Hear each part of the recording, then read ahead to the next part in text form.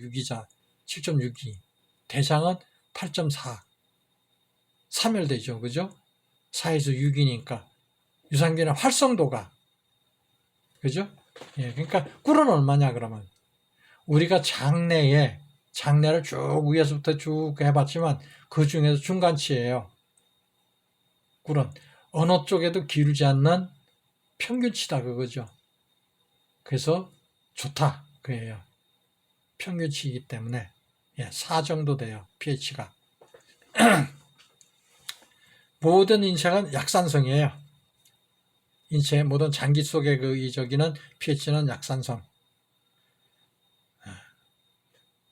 그러니까 우리 그 적절한 유산균을 몸 안에 투입하고 거기에 앞서 유산균을 잘 거주하면 정식하도록 환경도 만들어 줘야 한다. 그걸 누가? 꿀이 산도가 4니까 유산균이 가장 활성도가 좋은 4. 그죠? 예. 그러니까 꿀이 그래서 좋은 거예요. 그리고 그 유산균의 증식을 보면은 당이 없으면 증식을 못 해요. 그래서 우리가 유산균을 먹으면 뭐 그 요구르트나 이런 거를 먹으면 달면서도 시죠. 신맛이 나죠. 바로 그것 때문에. 증식, 숫자를 늘리는 걸 지칭하는 거죠. 그죠? 예. 그래서 유산균이 장까지 도달해가 이게 저기 하려면은 꿀. 이런 게 필요한 거죠. 그죠? 예. 그래서 꿀이 숙성시키기 위해서는 대색인 저기를 해야 되거든요. 삼켰다 뱉었다. 그러면서 유산균을 많이 거기다가 섞어 놓고 이렇게 하고 발효를 시키고 숙성을 시키고 이런 과정을 거치는 거죠. 그죠? 예. 그리고 자, 우리가 궁금한 건 그거죠. 그러면 설탕은 어떤 저기를 가지고 있느냐? 지금까지는 꿀을 설명드렸는데 설탕은 어떤 저기가 있느냐? 설탕은 벌꿀을 대체할 수 있는 게 설탕이에요. 감미료 저기를. 그래서 요리할 때 설탕을 참 많이 사용해요. 왜? 우리가 감미료 중에서도 뭐 다시다니 뭐 여러 가지 저기가 있잖아. 그죠? 그걸 어디서 주성분이 뭐예요? 사탕수수에서 하잖아요. 사탕수수가 뭐예요? 설탕을 만드는 원재료이잖아요. 거기에서 축출해 놓은. 근데 우리가 다시다나 이런 걸 쓰지 않고 뭐 요리하는데 우리가 이 토종꿀이나 요거를 뭐 반 스푼만 넣어도 아주 다시다나 이런 거 넣은 맛 비슷한 그런 저기를 할 수 있어요. 입에 짝짝 붙게 만드는 거죠. 그죠? 예. 바로 그것 때문에. 예. 그래서 설탕이나 꿀은 그러니까 처음엔 꿀을 저기 했는데 그게 너무 비싸고 생산량이 소비를 못 따라가는 거예요. 그러다 보니까 자연히 비싸고. 그런데 어느 날, 사탕수수가 있었어. 그 이제 그걸 해가지고 설탕을 만들기 시작한 거예요. 그 과정은 조금 이따 설명드릴게요. 그래서 설탕이 만들어진 거는 1세기 이후 인도 북부 사탕수수 식물로부터 처음 저기 한 거예요. 설탕, 슈가라 그러죠. 그죠? 예. 기원전 1500년 저기서부터 기원전 500년 사이에 인도의 이 산스크리트 문학에 나오는 인도 벵골 지역에서 사탕수수를 재배했고 여기에서 설탕을 최초로 만들었다는 기록이 있는 거예요. 이게 어떻게 저기 하냐 하면은 어느 날 그랬겠죠. 사탕수수를 씹어 먹으니 요새 우리 저 어릴 때도 그랬지만은 옥수수 때를 이렇게 씹어 먹었어요. 달달하죠. 그게 이 풋적이었을 때는 바로 그렇듯이 어느 날 사탕수수 씹어 먹으니까 맛있었겠죠. 근데 이거를 씹어 먹는 것도 한계가 있고 좀 이 권력이 있거나 이런 사람들은 야, 그 즙을 좀 한번 짜봐라. 그 이제 즙을 짜면 이렇게 저기 마시다가 어느 날 그걸 모르고 팽개쳐 뒀겠죠. 그러다 보니까 이게 수분이 증발되고 이게 덩어리가 지는 거죠. 그죠? 예. 우리가 설탕물 타먹고 이렇게 모르고 햇빛에 내비두면 나중에 수분이 증발하고 나면 이게 다시 덩어리가 되잖아. 그죠? 이런 식으로 어느 날 보니까, 이거 뭐 딱딱한데? 갖고 다니기 간편하잖아, 이거. 다시 물에 타보니까 다시 녹아서 달달해지고, 그러니까 만들어지기 시작했겠죠. 그죠? 그래서 설탕의 역사는 5가지 중요 단계로 나누는데 기원전 약 8,000년경 동남아시아 지역에서 사탕수를 재배했고, 예, 사탕 수수액을 축질해서 시금하였을 것이다 하는 거하고, 또 2000년 전 인도에서, 예, 이제 이게 본격적 기록에 남아 있는 거죠, 그죠? 예, 만드는 제조법을 발명해서 알갱이로 만들었고, 그리고 중세 이슬람 국가에서 이거를 유럽으로 어느 날 인도가 이쪽 중국이나 이쪽 서방 저기하고 무역 저기에 육로 무역이나 이쪽 저기에 길목이었잖아. 그죠? 그러다 보니까 이게 이제 이슬람 저기 때 이제 유럽으로 이게 전파돼 가지고 시작하지 않았나. 이제 이런 추측이 있고 16세기 초부터는 서인도 제도 이제 아메리카 이때는 이제 미국이죠. 그죠? 이런 지역에 사탕수술이 이제 이렇게 옮겨가가지고 재배를 해서 이걸 이제 생산하기 시작했고, 19세기와 20세기엔 사탕무나, 사탕무 설탕도 있고, 또 옥수수 시럽 뭐 이런 여러 가지 이제 감미료 보급으로 인해서 발전해왔고, 예, 이제 이런 예, 그런 과정을 거쳐서, 그러니까 설탕의 기원은 약 2000년 정도 되는 거예요. 예. 공식적으로 인도에서 했으니까, 예, 인도에서부터 했다는 공식 기록이 있으니까 한 2000년 정도 된 거죠. 그죠? 설탕이 우리나라에 들어온 지는 얼마 안 되지만 이 정도 역사를 가지고 있는 거예요. 설탕도. 간단한 얘기가 아니에요. 예. 그리고 이제 사탕수수 재배 확산. 뭐 여기에선 사탕수수에는 설탕, 당밀럼 뭐 여러 가지 많이 만들어요. 예. 에탄올. 에탄올은 뭐예요? 알코올이죠, 그죠? 예. 이건 이제 발효 해가 정제 과정을 거치고 이렇게 해가지고 만드는 게 에탄올이다 이거죠, 그죠? 이거는 공업용 이보다는 에탄올 우리가 흔히 얘기하는 뭐 주정 비슷한 거죠, 그죠? 알코올. 예. 식용이 가능한 이런 거 그리고 이제 재배 역사, 사탕수의 재배 역사는 이제 기록에 의하면은 동남아시아 이런 데서 했다는 기록. 그냥 사탕수수 그냥 저기에서 식재료 즙을 짜서 저겼던 건 뭐 한 5,000년 정도 되는 것 같아요. 그죠? 근데 이제 이후에 이렇게 전파가 된 거죠. 예. 참고하시고요. 이렇게 쭉 좀 간략하게 정리해 봤어요. 그냥 필요하시면은 좀 한번 이렇게 캡처 받아가지고 한번 이렇게 쭉 읽어보세요. 예. 동영상이기 때문에 이걸 다 읽어보실 동안 이 화면만 계속 띄워놓을 수는 없어요. 그러니까 그 점 참고하시고 캡처를 받으세요. 예. 예, 이렇게. 이런 식으로 전파된 거죠. 예, 사탕수수, 설탕, 예? 설탕.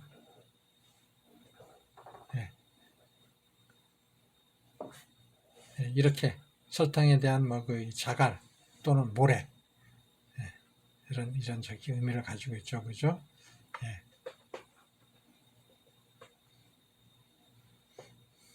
사당 중국 저게 나왔네요. 자갈 설탕, 자갈, 예. 사탕 모래사자를 썼네요, 그죠? 사당 그걸 사탕 이렇게 읽는 거예요, 그죠?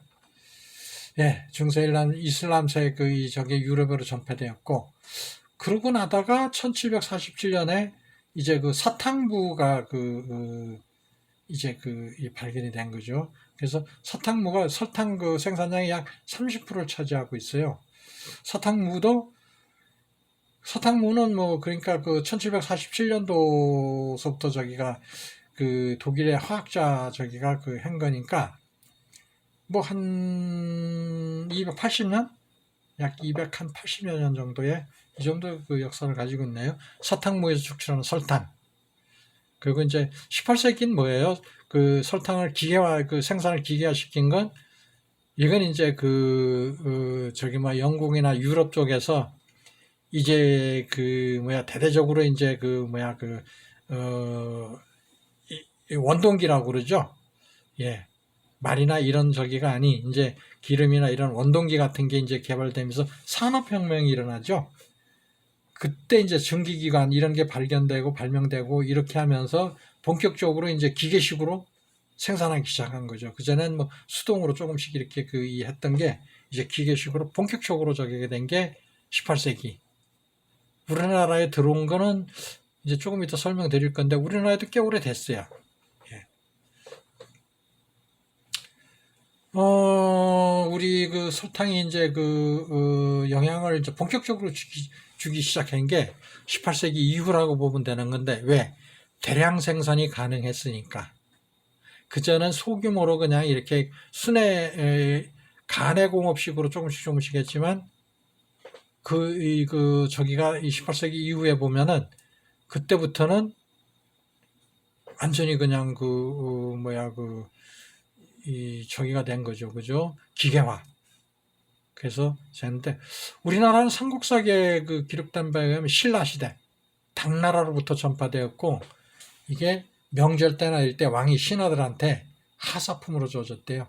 크고 돌멩이 자갈같이 딱딱한 거 이런 거를 귀한 거라고 해가지고 그래서 약용으로 많이 사용되어졌다는 그런 기록이 삼국사기에 나와 있고 그리고 이제 우리한테 생활에 영향을 많이 끼치는 설탕은 이당류 이게 이제 인슐린이 필요하고 뭐 이렇게 여러 가지 과정을 거쳐야 되죠. 그죠?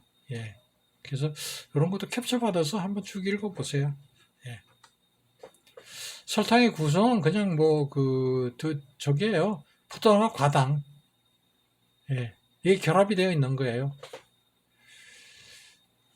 알파, 베타 뭐 이런 저기인데 이건 좀 우리가 굳이 이것까지는 알을 저기가 없는데 대신 이게 참고용으로 이렇게 제가 이거를 해놨으니까 캡처 받아서 이렇게 좀 한번 쭉 읽어보세요. 예. 당은 우리 인체에 굉장히 필요한 거예요. 없으면 안 되는 거예요. 예. 그래서 당을 먹되 무슨 당을 먹을 건가? 설탕 이걸 먹을까? 꿀을 먹을 건가? 이런 거. 예. 그래서 설탕의 저기는 꿀도 결국은 설탕에서부터 시작되는 거예요. 앞에서도 얘기했지만 녹색 식물에서는 필수적으로 광합성 뭐 이런 걸 통해서 생성이 되는 거거든요. 그러니까 꼭 필요한 거예요. 예. 없으면 안 되는 그런 물질이에요. 그러니까 안 먹을 수도 없어요. 당분이는 뭔가 우리가 먹는 모든 음식은 다 당이 들어있어요. 당의 종류가 저기라고 그랬죠? 단당류, 이당류, 다당류. 그죠? 예. 근데 쌀에도 전분이 들어있어요. 그건 당을 지칭하는 거예요. 예. 자당, 과당, 유당, 메가당. 당이 이렇게 형성이 되어 있죠. 그죠? 예. 자당은 뭐예요? 설탕. 과당은 과일이나 야채에 있는 당분. 유당, 우리가 젖, 우유, 이런 데 들어있는 당. 메가당, 곡식류, 보리 맥자에다가 새싹 이건 이제 엿질금이라고 그러죠. 우리가 그걸 이제 이용해서 분해하면은 이렇게 저기 돼요. 우리가 보면은 식염포도당이라는 게 있어요. 식염. 이건 뭐냐면은 식염포도당이 여기에는 여름에 먹는 거죠. 우리가 더위 먹지 말으라고 일사병 걸리지 말라고 여기는 소금하고 포도당이 같이 함유되어 있어요. 액상과당도 별도로 좀 나오고도 있고, 이거 식염포도당은 좋은데 액상과당 같은 경우는 너무 많이 섭취하면 안 좋아요. 네, 그런 부분이 있어요. 그런 부분도 좀 이렇게 캡처 받아서 참고하시고요. 예, 인슐린 아까 얘기했었죠. 인슐린이 너무 과잉 공급, 그러니까 잉여 남는 게 있으면은 문제가 생겨요. 뚱뚱해져 버려요. 그래서 너무 많이 인슐린이 인체에 너무 많이 저기 되는 것도 아주 위험한 거예요. 적당히 필요해야 돼요. 예. 이게 인슐린이 많이 저기 되면 다른 그 이 영양소 당이 그 인슐린 자극을 받아가지고 지방으로 전환돼요. 그래서 비축이 돼. 그래서 뱃살이 뚱뚱하게 나오고 그런 경향이 있어요. 예, 당이 인슐린한테 너무 자극을 받으면은. 그러니까 과잉 섭취는 아주 위험한 거예요. 예. 그러니까 그 부분 저기 하시고요. 우리가 그 가면 닌게를 맞죠, 병원에. 그건 포도당. 그건 혈당을 얘기하는 거예요. 포도당은 혈당. 혈당이 부족하면 사람이 쓰러져요. 그래서 포도당 그 닌겔 하나에 뭐 해봐야 포도 몇 알 정도 성분이 그 들어있는 건데 그게 이제 식염수라고 그러죠. 또 흔히 그 얘기하는 식염수. 그건 이제 그 인체에 이제 그 필요한 그런 그 우리가 그 저기가 그 소금이 없고 그러면 기절해요. 너무 부족하면은 적당히 있어야 돼요. 예. 당의 흡수 과정 뭐 이런 거 쭉 있는데 그 그림에 그 있는 건 참고하시고요. 이런 그 뭐 인슐린이 있고 포도당이 있고 이제 이거는 이제 대사 과정을 자고 그 우측에 있는 건 이제 흡수 과정을 저기 하는 건데 이건 뭐 제가 다 설명드리봐야 이 복잡하니까 이러이러한 과정으로 저기 된다는 거 그냥 이렇게 계략적으로만 보시고 예 이렇게 캡처 받아서 이렇게 쭉 한번 저기를 해보세요. 그럼 좋아요. 예. 그리고 기타 이제 감미료가 있죠. 그 중에서는 이제 고가당 옥수 시럽 뭐 이런 거, 예, 이런 게 인체에 너무 이 과잉 저기 되면 아주 위험해요. 그 중에서 이제 하는 게 올리고당, 물엿, 조청. 물엿과 조청 틀려요. 틀린 거예요. 어떻게? 생산 과정이 틀려요. 그거 참고하시고요. 초기에 이제 설탕은 이렇게 덩어리로 되어 있었죠. 이걸 이제 부시는 거죠. 부셔가지고 이렇게 하면 이게 흑설탕 좀 눅눅하죠. 그걸 이제 정제 표백하면 이제 백설탕이 나오는 거죠. 그죠? 예. 올리고당은 뭐냐? 올리고당은 우리가 가정에서 많이 쓰고 있어요. 옛날에 최근에 얼마 안 됐어요. 올리고당이 나오기 시작한 거는 이거는 올리고당이라는 거는 설탕이나 이런 걸 갖고 과정을 거치는 거예요. 무슨? 발효 과정을 거치는 거예요. 올리고당도 이제 이 원당하고 프락토 올리고당 이런 게 있는데 요거는 효소하고 설탕을 옥수수 뭐 이런 그 쌀에 이렇게 작용시켜서 생산하는데 발효를 시키는 거죠. 그래서 만들어낸 거예요. 그래서 설탕하고 맥이 틀려요. 단당류예요. 예. 그러니까 좀 틀려요. 그래서 칼로리 저기로 보면 설탕이 가장 높고 그 다음에 물엿, 그 다음에 올리고당, 그 다음에 숙성꿀 이런 적인데 그 열량을 따지는 거죠. 열량 그죠? 예. 설탕하고 이 올리고당은 사탕수수가 주 원료예요. 그냥 이 설탕은 그냥 그게 즙을 짜가지고 이걸 이제 걸러가지고 이걸 굳혀서 수분을 증발시키고 딱딱하게 만들어가 이걸 부시고 뭐 이런 저기를 한 건데 올리고당은 그 설탕을 갖다가 이거를 숙성을 시키는 거예요. 어떻게? 효소나 이런 걸 넣어가지고 발효를 시켜요. 그래서 그거를 만드는 게 올리고당이에요. 그러니까 주 원료는 사탕수수다 이거죠. 설탕. 예. 최근에는 다른 저기도 있어요. 옥수수 저기를 전분을 이용해서 거기 이제 옥수수 전분도 당이니까 그걸 이제 발효를 시켜가지고 만드는 경우도 있어요. 그게 올리고당이에요. 좀 숙성이 된 거죠. 그래서 설탕하고 이 물엿하고는 맥이 틀려요. 예. 설탕이나 물엿은 이당류거든요. 근데 올리고당은 단당류예요. 그래서 좀 틀려요. 예. 그래서 올리고당이 좀 좋다는 얘기죠. 그죠? 예. 그리고 대부분 물엿하고 올리고당은 이제 유전자 변형시킨 옥수수, GMO라고 그러는데 이게 뭐냐? GMO가 뭐냐?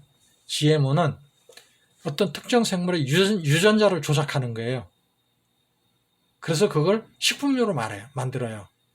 왜 유전자를 조작시키냐? 병충해 뭐 이런 거, 살충제, 제초제 이런 거를 좀 덜 쏘고, 그러니까 내성을 좀 이렇게 강화하는 거예요. 인위적인 조작을 통해서. 이거를 GMO라고 그러는 거예요. 그래서 실험용지, GMO 이제 이거를 연구 이 저기를 하는 과정에서 실험용지가 저기가 한 해에 100만 통 GMO 옥수수 이거를 이제 그 실험용지한테 먹이는 거죠, 그죠? 이거를 옥수수를 먹이는데 이걸 한 100만 통 이상 수입한다 그거죠, 그죠? 아직 그 GMO에 대해서는 안전성에 대해서는 많은 논란이 있고 과연 우리 가족한테 먹일 수 있을까 하는 고민도 되기도 해요. 그래서 유전자 조작을 통해서 만들어낸 그런 걸 올리고당 아까도 얘기했죠. 사탕수수나 옥수수 이런 데서 만든다 그랬죠. 그죠? 예. 그러니까 올리고당이 좀 그래서 당 자체로 봤을 땐 단당면에도 좋은데 아직은 그 원재료 자체가 조금 아직은 좀 더 어떤 그 연구를 좀 더 해야 되지 않을까 싶은 그런 생각이 들어요. 그렇죠? 조청은 두 가지. 수제조청, 천연효소, 이제 엿기름을, 그 수제조청은 우리가 만들려면 발효를 시키고, 어머니들 어릴 때 보면은 그거를 다리고 어쩌고 발효를 시키고, 엿질금이라 그러죠. 그죠? 그걸 넣고 이렇게 발효를 시키고 이러는데, 대량으로 생산을 하려면 그게 힘들어요. 우리가 보통 이온 물엿이라고 그러는 건데 이건 어떻게 하느냐, 여기에다가 옥수수나 이런 데다 뭐를 해요? 효소를 집어넣어요. 그래서 효소를 집어넣어갖고 숙성을 시켜서 빠른 시간 내에 많은 양의 물엿을 만들어내는 거죠. 그래서 물엿과 조청은 그래서 차이가 있어요. 예. 그래서 색깔이 좀 틀리죠. 예. 그래서 물엿은 맑고 조청은 좀 색깔이 검붉은색이 나죠. 그죠? 예. 그런 저기가 있어요. 그러니까 그 점도 좀 알아두면 좋아요. 예, 우리가 꿀을 설명하다 보면은 이러한 부분들도 왜 저기가 꿀이 좋은가, 다른 어떤 당보다도 왜 꿀이 좋은가 하는 설명을 하기 위해서 이런 것도 설명해 주면은 가정 주부들한테 아주 좋은 저기가 소재가 돼요. 그래서 가족들 건강을 위해서도 이런 게 꼭 좀 필요한 그런 저기가 있어요. 그래서 우리가 조청 저기 하는 거 물엿 이게 슈퍼나 이런 데 가면 굉장히 싸죠. 그죠? 예. 그래서 그런 생산 과정 때문에 물엿이 싸고 조청이 좀 더 비싼 거예요. 그래서 일반 물엿하고 조청하고 그래서 차이가 있어요. 예. 그래서 올리고당이 왜 어떻게 만들어졌나, 물엿하고 조청은 어떤 차이가 있나, 이런 걸 좀 기본적으로 좀 알고 넘어가면은 좀 좋아요. 그래서 올리고당이 좋기는 한데 아직은 GMO, 유전자 변형, 이게 저기에서 만들어지는 그 제품들이 많다. 그래서 좀 주의할 점도 있다. 아직 논란의 소지는 가지고 있다 이거죠. 예. 올리고당은 물려서 차이는 바로 이거예요. 여러 개 분자로 된 다당류 일종인데 이거를 이제 저기에서 좀 발효를 시켜가지고 숙성을 시킨 거죠. 소화시키기 좋게. 예. 그래서 올리고당이 가정주부들이 올리고당이 좋은데 어떻게 좋다 하는 건 몰라요. 그래서 설탕보다는 물엿보다도 올리고당을 더 많이 쓰려고 그래요. 그런 문제 때문에 왜 올리고당이 물엿하고 차이가 있나, 그런 게 좀 이렇게 좀 저기 알고 계시면 좋아요. 보통 물엿의 원자는 옥수수 전분. 옥수수가 의외로 많이 저기 쓰여요. 이게 그림 보면 나와 있죠, 그죠? 예, 올리고당하고 올리고당도 색깔이 두 가지가 나와 있죠, 그죠? 예, 플락토 올리고당, 뭐 이런 게, 그건 뭐를 얘기하느냐면은 옥수수 전분을 이용해서 올리고당 만든 저기냐, 또는 사탕수수를 저기를 가지고 만든 올리고당이냐, 여기에서 차이가 있다 그 얘기예요. 그리고 이제 조청은 뭐 저렇게 탁하죠, 그죠? 예.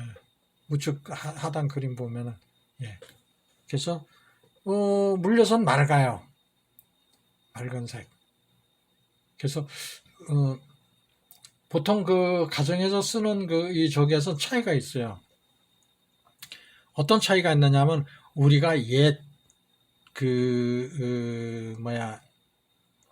뭐 그 쌀을 튀기거나 이렇게 해가지고 만든 유과나 이런 거 저기 할 땐 물엿을 쓰고 조청이나 물엿을 쓰고, 또는 좀 딱딱하게 좀 더 굳는 저기가 좀 더 딱딱했으면 좋겠다 할 때는 설탕을 써요. 설탕은 굳으면 좀 더 딱딱해지고. 근데 꿀은 안 그래요. 꿀은 좀 덜 굳어요.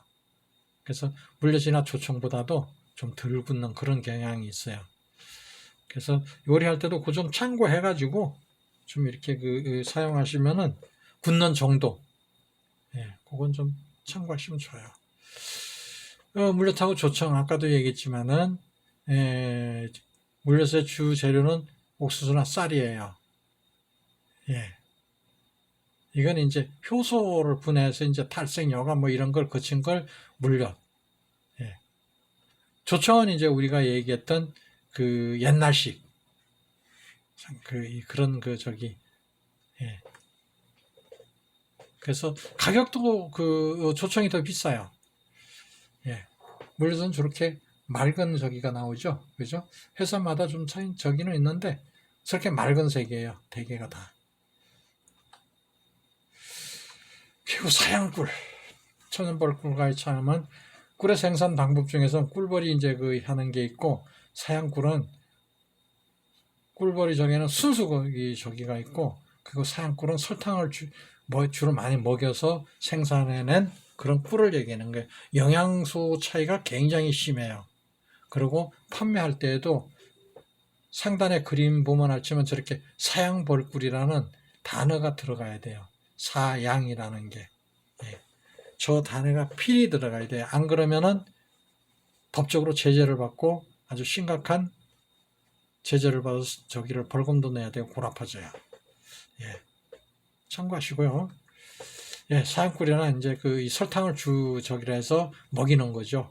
그래서 숙성 과정도 거치지 않고 그냥 한 4일에서 5일 이내에 막 훑어내는 거예요. 숙성 시간이 하면 안 돼요. 밀개를 해가지고 저기를 막아버리면 칼질해서 다 따야 되기 때문에 인건비가 너무 많이 들어가서 사양꿀 생산력이 떨어져요. 그렇기 때문에 그거 막기 전에 다 훑어내야 돼. 그러고 나서 뭘 하냐? 농축을 시켜야 돼요. 열을 가해서 수분을 날려보내야 돼. 인위적으로.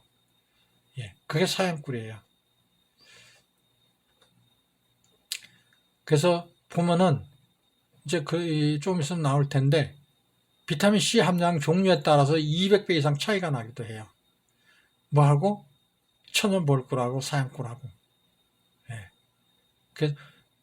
그 생산기간도 사양벌꿀은 3일에서 7일 이내. 아주 짧아요. 그래서 문제가 커요. 성분 차이를 제가 한번 이제 보여드릴 텐데, 자연 숙성 벌꿀, 사양꿀의 성분 차이 한번 볼까요? 이렇게 아미노산 차이. 푸른색이 천연벌꿀, 붉은색이 사양벌꿀.